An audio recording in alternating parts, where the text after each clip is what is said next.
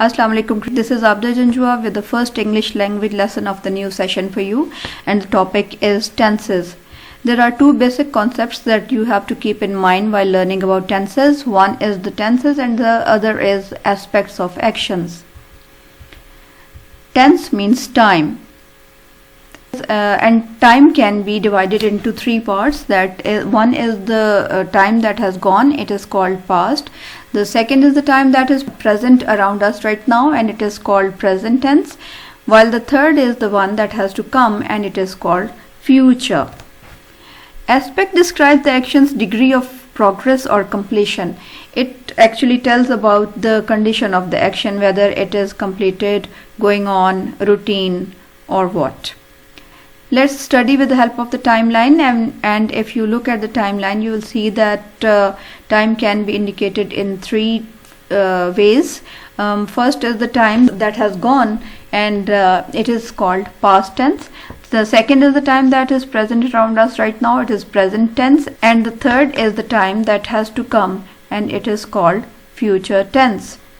Next, there are four aspects of actions in every tense, and they are indefinite, continuous, perfect, and perfect continuous. And you see, all four of them are there in every tense. Let's see how these aspects of actions are used in past tense. For all those actions that took place at any time in past, indefinite aspect is used.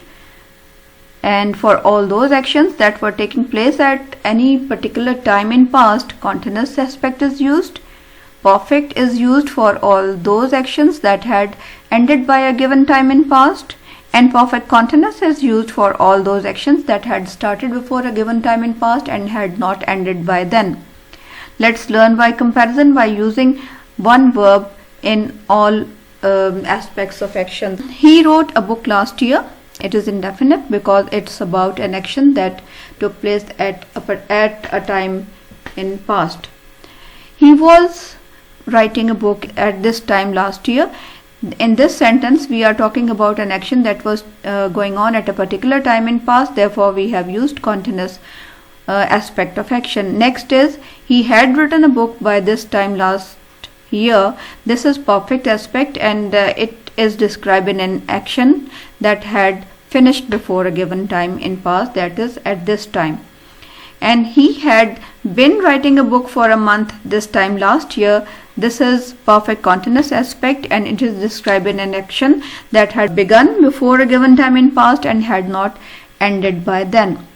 Now, copy these sentences on paper or compose them, and in front of every sentence, write which aspect of action is used in it, whether it is indefinite, continuous, perfect, or perfect continuous. And after that, mail your effort to me. I will love to check. Allah Hafiz.